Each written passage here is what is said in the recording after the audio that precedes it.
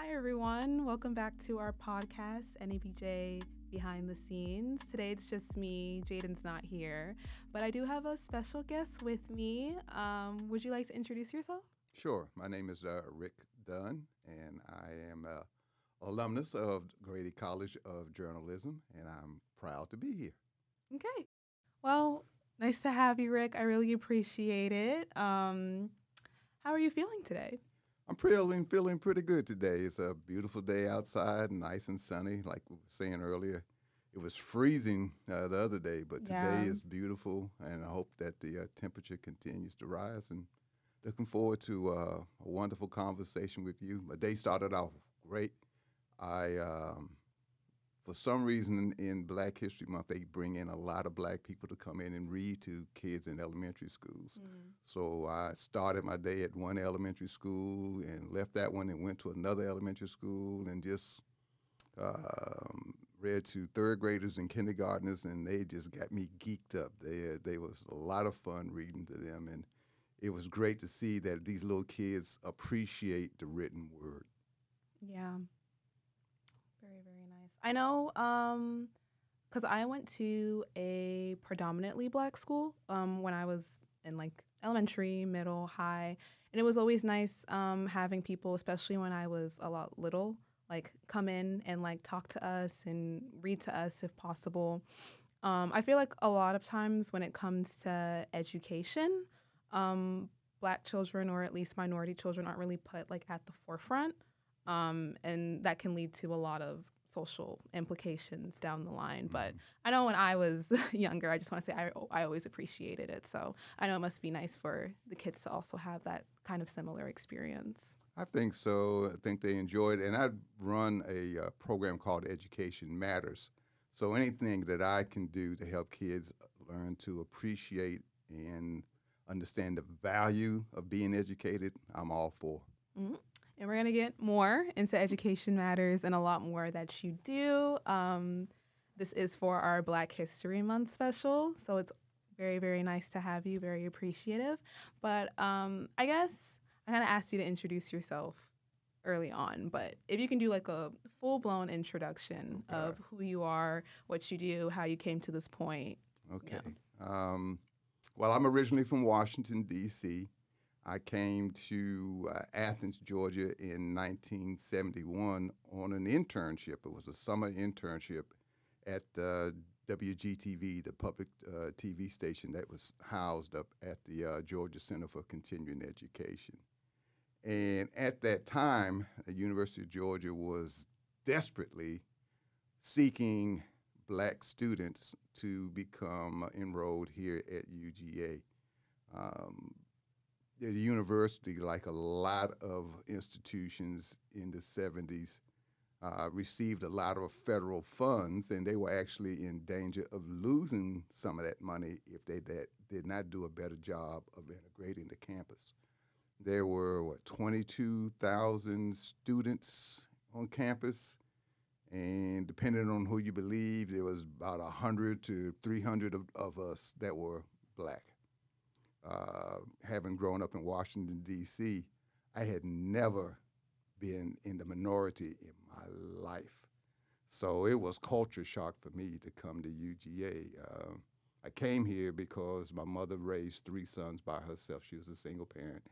And when UGA found out I was on campus, they offered me a full financial aid. So I came for the money um, and majored in journalism. I had a great experience here at the J School. I was actually the first black photographer for the Red and Black, and enjoyed that experience. So, we can talk more about that in detail, what it was like being there, but I'm glad I came, even though there were times when I was like, this is crazy, I got to get out of here. But just living with that type of racial,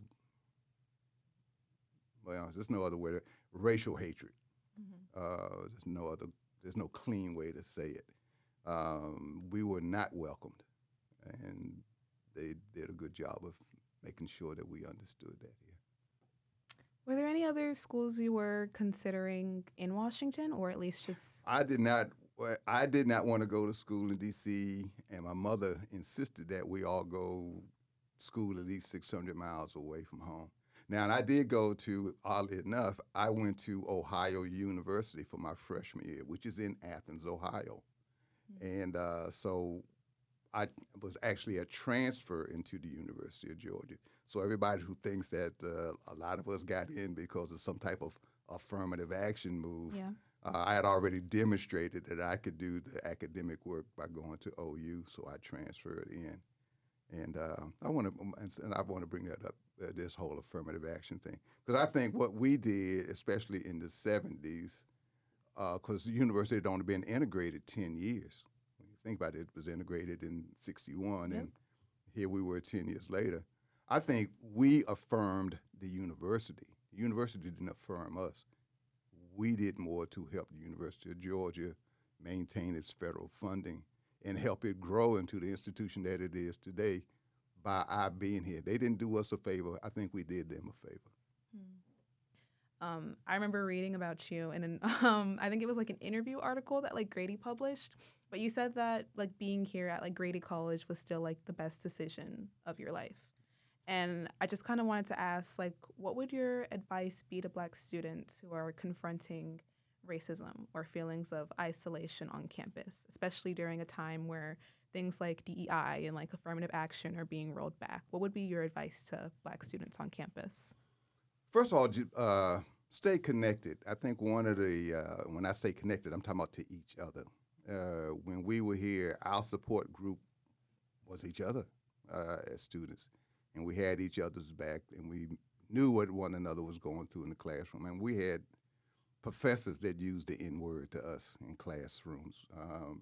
The parents of students would come in and see us gathered in the lobbies of some of the dormitories and just say, "Oh my God, I didn't believe we have all these N words here in the school." I mean, it was really bad. So we just supported each other. So you all got to continue to do the same thing. I think America has learned to understand the value of diversity. And, I think the pendulum will swing back to the open acceptance of diversity. So you just got to stick it out. Um, and I said in that interview that UGA or the journalism school, they accepted me for my talents and my personality. And I don't think they really looked at me from a racial standpoint. They saw somebody who came in who had the skills and the talent to be a good journalist, and they embraced that, and they cultivated that. I was going to leave Georgia. Actually, I was going to transfer and go back to Howard, even though I didn't want to be in D.C. to go to school. Howard University had just started its School of Communications. And so I went up there on spring break and I spoke to the dean of this school and told him where I was in school. And he said that you had one of the best journalism programs in the country. My advice is for you to stay there, stick it out, and stay there. So stick it out. Um, there's going to be adversity no matter where you are in life. And if you can survive the trials and tribulations of the University of Georgia, you can survive them anywhere in the world. Yeah. I'm going to pull a quote from you that I found. You once stated, "I attribute my success to the circumstances of my childhood. It mirrors that of many of the youth I serve. Low income, single parent household, high crime neighborhood, and doubting my life would amount to anything worthwhile." What does defining stereotypes mean to you, and how do you reinforce this message to the youth that you serve? Well, first of all, stereotypes are what labels other people put on you. Mm. Uh, and as a youngster, it's hard not to, I don't want to say use the word embrace, but it's hard not to believe these labels that people that you're supposed to respect and trust, after all, that they're adults, are putting on you. You don't want to believe they're true. You got to learn, and it took me a long time to learn how to trust myself, to recognize that I didn't have to be the label that people were putting on me. You also have to find somebody that's an adult or that you trust who can help point you in the right direction. And that's what happened to me when I was, I think I was in the 11th grade in high school, and I was a knucklehead in high school. I mean, a pure knucklehead. Um, and one day, my history teacher kept me after school, and he started asking me all these questions, and I started answering. And he said, "Man, you are really smart." It was the first time anybody really told me I was smart. And he started telling me, he started pouring into me about how good and capable I could be. And so everybody in life needs someone who can do that for them, who can say, "Hey, you really can overcome the circumstances that you were born in, where you were born, the poverty and all that. That's a temporary situation. It only becomes permanent if you decide to make it your lifelong sentence, and it doesn't have to be that. Anybody can climb up with some assistance to become better." And that's what I try to tell the kids that I work with. I like them to have a voice. I like to encourage them, and I like to show them that there is a way out of all these negative stereotypes that people want to put on them. Yeah, so very true. I honestly feel like mentorship is so powerful. I even remember back in my time when I was in high school, I was in this club. It was called like mentoring club, and like it was essentially like students helping other students. And I just remember like speaking to so many kids and like hearing their story, and them just wanting someone to confide in or someone to believe in them, especially those who came from maybe like a rougher neighborhood or those who weren't the best at academics, or at least they didn't feel like they were. Having someone just validate you in a way where you feel like you're capable Mm-hmm. can really push you to do so much in life. So I agree to that testament a lot. I think it's very powerful.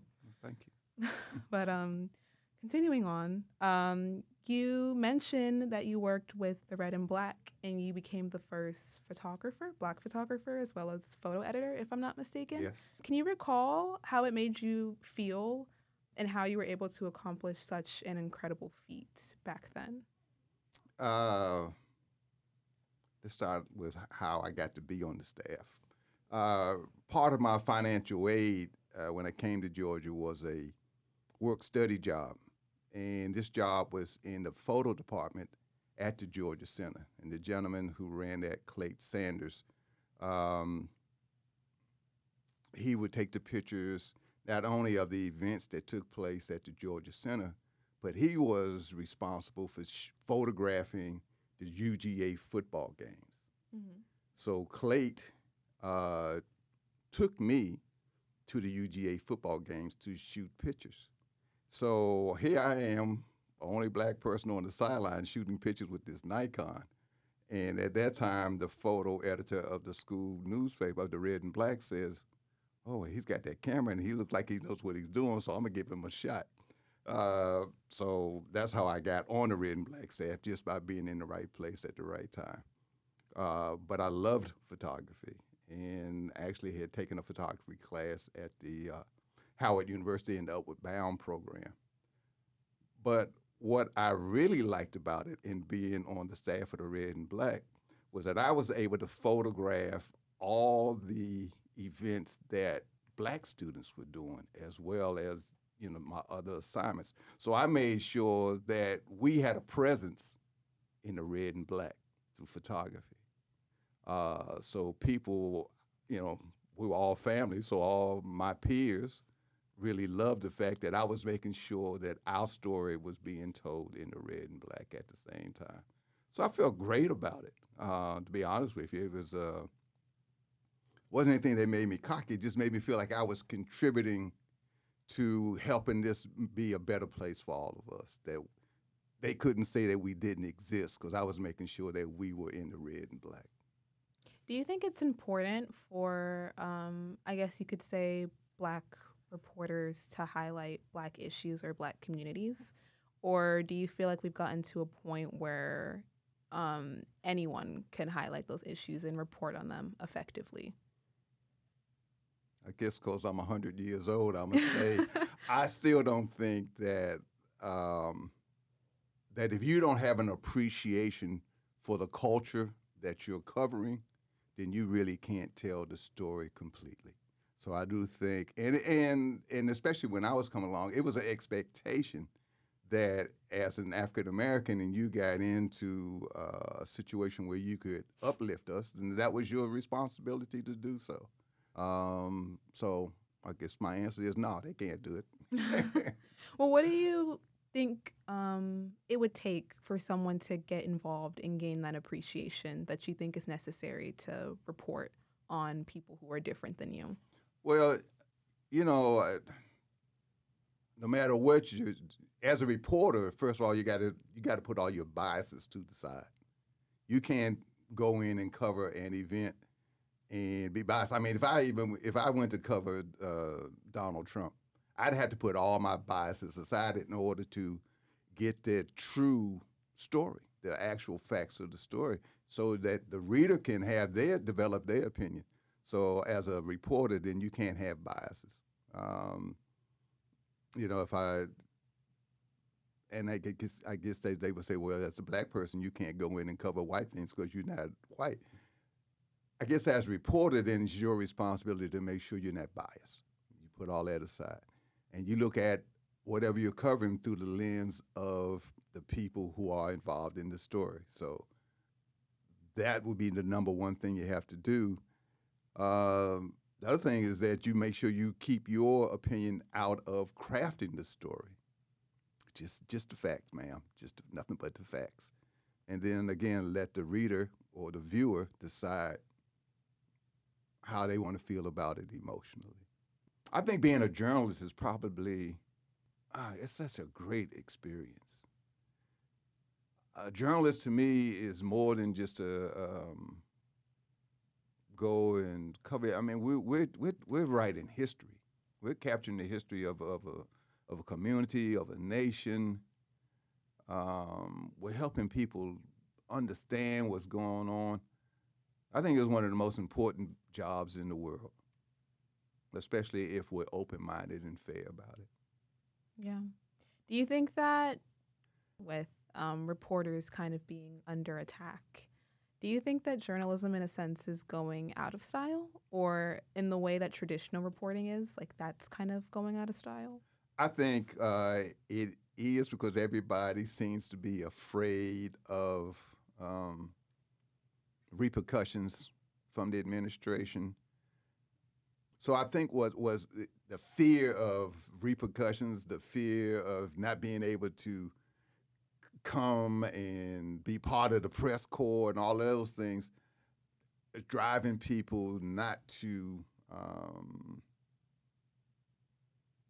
be as honest about what they see as they want to. Yeah, yesterday, well, even today, we were talking about Bezos and how he's basically stripping the Washington Post of its journalistic power because he wants to stay on the good side of Donald Trump.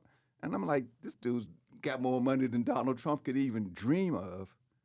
Why is he watering down journalism? Why is he turning away from the traditions of this profession? So you got to be true to your values in this field, and that's the only way journalism can stay true to its cause. Yeah, completely agree. I guess I guess a little bit of a heavy loaded question, but moving on with I guess like your timeline of work. You were a host and producer of Community Forum, correct? Yes, I did 35 years. Okay. Yeah, yeah, So 35 years, and people in Athens. A lot of people don't remember my name, but they say they call me the Radio Man. But that was a joy to do that program, and again, use it as a tool to educate the community on politics, on um, how to survive a tornado, just a variety of topics that I thought would help the community uh, grow as well as take care of itself. It was fun, but if you were a politician, you was going to run for office, you did not run for office unless without coming on that program. And that was the only way you was going to reach the black voters. Hmm. So that was a sense of power. And everybody used to say, you should run for political office. I said, why? I got more power sitting up here behind this microphone than a politician ever will have. Yeah. Yeah. What do you think it taught you? One, it taught me humility. You have to stay humble in order to maintain your audience. I think I couldn't get up there and be arrogant. Two, it taught me that our community, in particular, thirsts for solid, factual information. Um, just this past Sunday, I was talking to a lady, and she's on the Board of Education. I think she's the chairperson of the Board of Education, an African American woman, and she was just saying how this community is in a information desert. And so our community thirsts for factual information that they can use to better their lives. So taught me to be humble, taught me that our people are hungry for good information. And it taught me how much I love helping people. Yeah. Okay, so talking about your work with Education Matters and MEU Radio, Athens, what led you to produce both? Um, I was working for I had been hired by the school district to run their graduation improvement program. They hired me to be the graduation coach. The reason they hired me is before I even started working for them, on my own, I had started a program to try to prevent kids from dropping out of school. And that became so successful that they figured that, okay, we'll hire and bring him in. My journalism training or beliefs in the power of media said to me that if we want to change people's attitude about education, then they needed a constant media voice saying that education matters. And that voice needed to be not mine, but it needed to be the people who are being educated. It needed to come from the youth. So we recruited some youth, one from each high school, and taught them how to be broadcasters, then let them start talking about the importance of being educated. And they started inviting different guests. They started questioning the adult decision makers and making sure that they understood from a youth perspective how those decisions were impacting young folks. And it just grew. When we started that show, the graduation rate in Clarke County was like 60%. And within 5 years, the graduation rate had grown up to 83%. Wow. We're not taking all the credit, but we are saying that by being able to help put that message constantly into the community, that we think we changed some minds. My favorite expression is that whoever controls the information coming into your community controls your community. So we got to make sure that we put in the right information. And if I'm not mistaken, you work with children who like range from like really young to, I guess you could say, We work from kids in grades 3 to 12, and 12. and we've recently just started working with people up to age 24.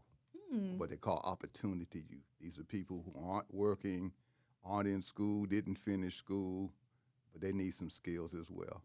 What's it like working with different age groups? Do you learn a lot of new things? Are there similarities? What are the differences? Well, there's a lot of similarities because of social media and how people get information. The little kids know as much about how to use TikTok and Instagram and YouTube and all that stuff as the older ones do. In working with youth, and I've worked with youth in this community for over 40 years, I've always taken the mindset that I'm going to learn as much from them as they're going to learn from me. Learning is a two-way street. Yeah. So I'm open to their ideas. I'm open to them teaching me. I've learned a lot. I'm not the most social media savvy, but they've taught me a lot about social media and how to use it. They taught me how they live and how they function in today's society. How can I teach them how to get out of it if I don't know what they're going through?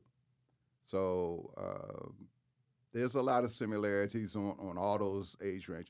The thing that is consistent in all of them, going back to that whole uh, self perception and all the negativity and the trauma that people have experienced, that's the same. And it was the same as what I experienced when I was their age. And I think that's the biggest connection that we have. I know what they've been through because it really hasn't changed in 70 some years. It's the same trauma and it needs the same solution. Somebody has to help you learn how to believe in yourself. So when it comes to social media, right? Mm-hmm. What are the biggest, I guess you could say, challenges you see when it comes to working with kids and adults? And what are also the benefits that you have come to realize as you've continued to either use or see it be in use? Well, one, I realized that it is the medium of the future. Mm. And adults, especially us older adults, better get on board or we're going to get left behind. We're going to miss out on everything. But one of the points I try to drive to them, everybody wants to be on because they want to be an influencer. So my question to them is, what type of influencer do you want to be? You have the ability to be a positive influencer or a negative one. A lot of the fights that happen in school are results of people posting stuff on social media. They fighting each other on social media, and then it spills over into schools. So we got to try to use social media, I think, in a much more positive way, one that brings out the best of people in people versus the worst. So I try to make them understand if you're going to do social media, do it in a way that's going to uplift people and not tear people down. I guess, and moving on throughout the timeline of your career, what was your reaction when you were told you were going to be honored as a Grady Fellow in 2024? Um, well, I said when, holy cow. That was the only thing I could think of was holy cow. I didn't realize that one, people were watching what I was doing. Really? No. I just like to do what I do. I Mm. don't really make a big, to do out of it. I just do it. Um, but I think it was Dean Davis who actually recommended me for this. But he's been watching me. Kids watch all the time, but I didn't think adults were paying me any attention. But I appreciate the fact that he sees what I do using journalism to help children become the best person that they could be is a unique way to use the tool or the profession that we all love. I don't think journalism has ever been used in that manner to help uplift people in that way, to use it as a tool to help people see what's the best in them, not intentionally. You know what I mean? Yeah. Yeah, we want people to get the news and get the information and support the advertisers, but to use it to become a better person, to open their eyes to a brighter future. I don't think that was really the intention of commercial journalism. So to use it the way we use it, and him to see that that's a great way to serve the public with the tool that we love. That was touching. But yeah, I just thought it was okay. God, appreciate that. That was a real blessing.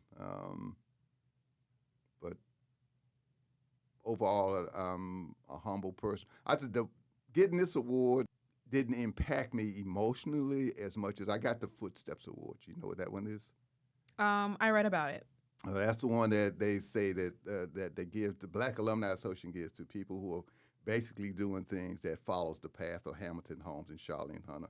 And I was driving when I got that call, and I had to pull over because it just overwhelmed me emotionally. I was driving up I-85 headed to Washington D.C. and I just had to pull over. Really that really touched me to be given an award that honors those two champions of Black UGA. That was, don't tell Dean Davis. That was more that was more impactful. I mean, I as much as I appreciate it and glad to be a Grady Fellow and consider it a great honor, but getting that award that was named after was created to honor Charlene and Hamilton Holmes was to me the greatest award I've ever gotten. What's the legacy you want to leave behind, not only for future Black students, but for anyone overall who's within like the Athens community? Like, what do you want to be known for? I don't have a personal desire to be out there. I just somebody who cared, somebody who tried to make a difference. Um, I do what I do in Athens because when we were students here, um, it was the maids and the janitors and the cooks on this campus who looked out for us. Um, they loved us first. They supported us. And they made sure that we were safe and that we were fed and that if we needed to go to church, that we went to church. I mean, they looked out for us because they knew what we were going through on this campus. And because that they invested in me, I gladly reinvest in this community. I'm paying it forward. And so, if anything, they can say I gave back what it was given to me. Very, very impactful, for sure. But okay, I have a few. I guess you could say quick round questions Okay. to kind of. All right. I'll stop going No, on and on. no. That's not what I meant. That's not what I meant at all. Just I guess you could say rather fun questions that I'm gonna ask to kind of wrap up the discussion. Okay. But who are some new leaders / journalists that you look up today? Good question. Because all the ones I see on TV are so old. There really aren't a lot of new ones that I recognize. Now, I like Joey Ripley on 11 Alive. I like him. I like his style. And in fact, he even did a Zoom call and spoke to the kids in my program. So I like him. I think he's an up and comer. Who else? There are not any local because it's basically don't have any Black local. I do respect Miss Ridley, who's on the public radio station here. She does a good job. There's a young man who's working with me as an intern who's a grad student here, Timothy Goldsmith, who I think has a lot of potential. So hopefully he'll do well once he gets out there in the real world. But oh God, don't get old because then you forget people's names. From the on ESP, well, she's on NBC. Does sports. Oh, and she's a UGA grad. Would you happen to be talking about Maria Taylor? Maria Taylor. Okay. Thank you. I was pretty sure, but yeah. And Clay Kane, I like him. He's on the satellite radio. I like him, but he's more a commentator than he is a news person, I think. Yeah. What's a nice quote, or at least like a favorite quote that you like to live by? That the kindest thing that you could say, or the greatest thing you could say to a child, is "I believe in you." That's a good one. Last question for you. I know that you said that it's important for you to serve others, especially the youth in our community. But do you have any plans in the future to continue helping our youth? If so, what are they? If you'd like to shout them out or not, but Well, actually, I'm getting to the point. Uh, I'll be 74 this year. wow. And so I'm getting to the point where it's like, okay, I gotta stop doing all of that and spend more time. I have 15 grandchildren, so I can will spend more time with my grandchildren, more time with my wife. But all that said and done, I have been accepted to the School of Social Work's grad program for nonprofit management and leadership. So I plan to go and get that degree, and Congratulations. then thank you, and then become a consultant and teach other people who want to open up nonprofit organizations to work with youth and to help train them so they can continue to do the work. Hmm. So, do you ever plan on retiring? Not really, Hmm. but I do want to slow down. For sure, for sure. Okay, well, those are all of the questions I have for you. Again, thank you so much for being here. I really appreciate it. This was such a wonderful interview. I gained so much insight. And hopefully you did as well. But that's pretty much it for today's podcast. You guys can check us out on our Instagram, also here on our YouTube channel, which you're probably listening to this podcast on. Same name, UGA and NABJ. And yeah, thank you so much. And that will be it. I'll see you guys next time. Bye. Bye.